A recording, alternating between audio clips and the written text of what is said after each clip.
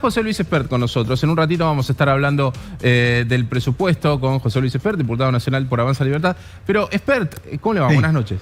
Hola, hola, hola, ¿qué tal? Buenas noches. ¿Qué tal? Antes le quiero preguntar, antes de empezar con la entrevista, 2001, si yo le digo 2001, ¿qué es lo primero, qué imagen se le viene a la cabeza a usted? Un horror, un horror. Mucha tristeza, porque recuerdo que durante los 90, siendo liberal, fui de los más críticos que tuvo la convertibilidad, porque tenía claro cómo iba a terminar.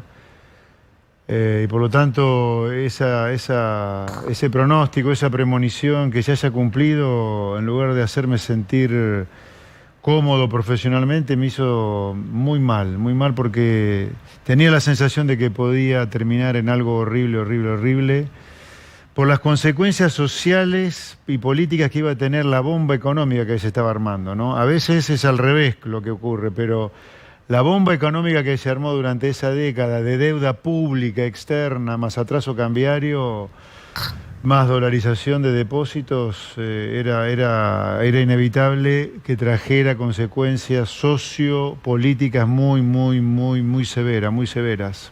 Y cuando en ese momento, ¿no? En los 90, ya incluso pisando, me acuerdo de una de las campañas de la Rúa, era conmigo un peso sigue valiendo $1. Cuando alguien planteaba desde la economía, como planteaba usted, de que la convertibilidad era inviable, ¿lo trataban como un loco? Sí, claro, sí. Yo no me acuerdo, la verdad que como cada gobierno me ha puesto un apodo diferente, no me acuerdo qué, pero uno me pusieron en esa época. El kirchnerismo después me puso buitre, porque yo estaba a favor de pagar lo que la sentencia de Griesa habría ordenado a la Argentina. En esa época era otra cosa, pero sí, siempre fui algo malo por tener claro que las cosas que hacemos nosotros terminan mal porque las hacemos mal. Y la verdad, tener fijado por ley el valor del dólar, pero acompañado eso con deuda externa y generando un atraso cambiario como el que se estaba generando, un dólar carísimo. Para los memoriosos recuerdan que Argentina llegó a tener o la comida o un café más caro que en Londres en aquel momento. Sí, totalmente. Un disparate total. Eso era lo barato que era el dólar en Argentina. Fue el segundo dólar más barato de la historia luego del de Martínez Dios. Y durante Martínez Dios nadie dudaba que a raíz del dólar baratísimo, Argentina era recontra cara en dólares, ¿no? Claro. Pero sí, fue muy triste porque la tristeza mía también tenía que ver con que al haberse prendido fuego un plan económico que tenía olor a liberal y de sentido común, lo que vendría iba a ser completamente diferente a eso, iba a ser horrible, como fue el kirchnerismo. Porque, ¿qué pasó? ¿Qué hizo el kirchnerismo cuando llega en el 2003? En lugar de decir el diagnóstico correcto, que la culpa había sido el déficit fiscal, la deuda externa para financiarlo y el atraso cambiario que ello trajo, ¿qué dijo el kirchnerismo? Y la sociedad lo compró. La culpa es la libertad económica, las privatizaciones, la apertura de mercado, la racionalidad. Así es que tuvimos lo que tuvimos durante la década kirchnerista, default de la deuda, se reestatizó todo lo privatizado, controlaron precios, intervención discrecional en la economía. Claro. Todo lo bueno, poco que tuvo la convertibilidad o el plan de convertibilidad que fue arrasado por el déficit fiscal, fue arrasado luego por el kirchnerismo. Totalmente. Así es que estamos como estamos hoy, ¿no? Bueno, en un ratito, Espert, vamos a estar hablando del presupuesto. Bueno, antes de ir a la pausa, ya estamos con José Luis Espert acá con nosotros. Hay una pregunta que la dejamos colgada para responder después de la pausa y es esto. Guzmán, cuando bocharon el presupuesto, dijo que esto afectaba las negociaciones con el Fondo Monetario Internacional. No tenemos acuerdo y Guzmán hace unas horas dijo no vamos a tener un nuevo presupuesto. ¿Cómo se entiende eso? Lo responde Espert después de la pausa acá en TN Central. Seguimos en TN Central y quedó colgada entonces la pregunta. Espert, ¿por qué es que Guzmán dice que el bochazo en el presupuesto afecta a las negociaciones con el Fondo Monetario, pero después, días después, dice que no va a haber presupuesto nuevo en marzo? Bueno, eso significa que no les interesa el acuerdo con el fondo. Yo creo que no está haciendo el gobierno ningún esfuerzo por acordar con el fondo. Me parece que el escenario de entrar en un atraso, por lo menos en los pagos con el fondo, es un escenario que habría que empezar a mensurar ya, a medir. ¿Al gobierno, a Cristina, a todo el gobierno, a Alberto? ¿En qué sentido? No entiendo la pregunta. No le interesa acordar con el fondo. ¿Usted piensa que es algo orgánico del gobierno o dentro también de las yo ahí internas? creo que Cristina, a ver, yo creo que la que tiene las riendas del poder acá es Cristina. Y Cristina nunca quiso un acuerdo con el fondo. ¿Pero esto Nunca significa quiso. un posible default? Eso significa un posible default, sí. Yo creo que la idea de que una Argentina en default es una idea que no habría que ponerle probabilidad cero.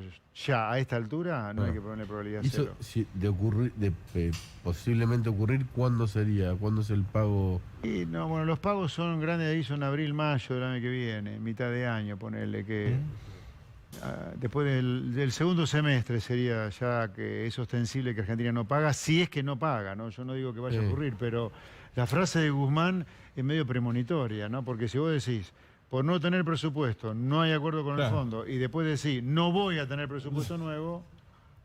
No, eso por lo menos a mí me llamó muchísimo la atención. Ahora, ¿por qué era un dibujo el presupuesto? Porque, a ver, un presupuesto, artículo 1 del presupuesto, artículo 1, el primer artículo, dice, fíjase el gasto público en tanto. Entonces vos lo tenés que ver, el primer ejercicio que uno debería hacer siempre es mirar ese artículo 1 y decir, este gasto público, ¿cómo se financia? Y después de ver cómo se financia, cómo se paga, ver si ese financiamiento es realista o no es realista. Entonces uno veía claramente con este presupuesto que el financiamiento no era realista porque implicaba, por ejemplo, un aumento de la deuda pública de 25.000 millones de dólares, más de los 20.000 millones de dólares anuales a los cuales nos viene endeudando Alberto Fernández, que es récord desde la vuelta a la democracia, ¿eh? O sea, como ejemplo doméstico. Repito, Alberto Fernández nos está endeudando a una velocidad récord desde la democracia, 83 para acá, Más que 20.000 millones de dólares por año, más que Macri. Más que Caballo, más que Martínez Dios. La velocidad a la cual viene. Eso del dibujo, como para hacerlo un ejemplo Y el práctico. presupuesto endeudaba más todavía. Ahora, Es una como pregunta. que si yo, para que quede claro el ejemplo este, es como si yo hubiese ido a alquilar un departamento de 200 lucas por mes y presento un recibo de sueldo de 50 más o Y menos. más o menos así, sí. Un disparate así. Ahora, para quien no entiende de economía, ¿con quién nos está endeudando la actual gestión en Y 20.000? mucha deuda emitida acá dentro de Argentina, ajustarle por ser. Ajá. Mucha. Afuera no estamos colocando nada, salvo el Fondo Monetario, digamos, que eso fue en 2018. 20.000 millones de dólares que... Bueno, son 25.000 en realidad, de los cuales pensaban emitir, porque es deuda eso, la emisión monetaria es deuda, no es que no es deuda la emisión monetaria, eso es deuda también. A ver, cada peso de déficit es deuda. Después discutimos quién es el acreedor. Un acreedor era el Banco Central, que en realidad somos nosotros, ¿no? Los que tenemos pesos en el bolsillo o en el banco. A ver, era más o menos un tercio de emisión monetaria, un tercio de colocaciones de títulos públicos locales ajustables por ser y un tercio de organismos internacionales, que eso no se sabe de dónde venía. O sea, 6.000, 7.000 millones de dólares de organismos, eso no existe. Y no incluía los pagos al FMI. ¿Cómo? No incluía los pagos. No. La palabra Fondo Monetario, de lo que hay que pagar, no existe adentro del presupuesto, o no existía dentro del ¿Tiene presupuesto. lógica eso? ¿Tenía lógica? No, para mí no. Para mí hasta eso es poco serio. O sea, Guzmán dice que eso venía en el plan plurianual, que por eso no estaba en el presupuesto. No, eso todo verso, todo verso. Es poco serio porque hay una ley del Congreso que para mí es ridícula, que obliga a que los acuerdos con el Fondo Monetario pasen por el Congreso. Entonces, bueno, vos tenés que trabajar con las dos cosas en paralelo, el presupuesto y el acuerdo con el fondo. Ojo, para mí es ridícula esa ley, ¿no? Porque los acuerdos con un organismo requieren de infinidad de discusión y condicionalidad de que no vamos a juntar los 257 diputados. ¿Cuántos senadores hay? 72. O sea, 350 personas discutiendo el acuerdo con el fondo, es ridículo. Pero bueno, a ver, el presupuesto, un diputado es un representante del pueblo, es un representante de la ciudadanía. Tiene que velar por ella. Uno sirve al ciudadano, sirve al pueblo. Entonces, por lo tanto, uno como diputado no puede aprobar un presupuesto que no es realista, que tiene un financiamiento voluntarista, que no tiene nada que ver con la realidad. Ojo, lo mismo dijo Alberto Fernández en el 2019, apenas asume. Busquen ese video porque es terrible. Alberto Fernández, ¿qué dice el 10 de diciembre cuando asume? No vamos a aprobar el presupuesto que Macri acaba de enviar al Congreso para el 2020 por ser poco realista. Es lo mismo claro, que ocurrió ahora. y lo lo prorroga mismo. por decreto, ¿no? Ahora, todo esto que usted está diciendo, este dibujo, prorrogado por decreto el Sí, presupuesto le da pasado. más discrecionalidad para gastar todavía. Ajá. Claro, entonces tiene Bueno, que... ahí hay que cambiar el artículo 27 de una ley, que es la Ley de Administración Financiera, que le permite al gobierno gobernar con el presupuesto anterior y decretos. Yo creo que ese artículo hay que cambiarlo y que ocurra como en Estados Unidos. No te aprobaron el presupuesto al 31 de diciembre, el gobierno deja de funcionar, punto. Eso obliga a que el gobierno mande con mucha antelación al Congreso y que el Congreso discute el presupuesto mucho antes de fin de año para que no ocurra este mamarracho que ocurrió el jueves y viernes.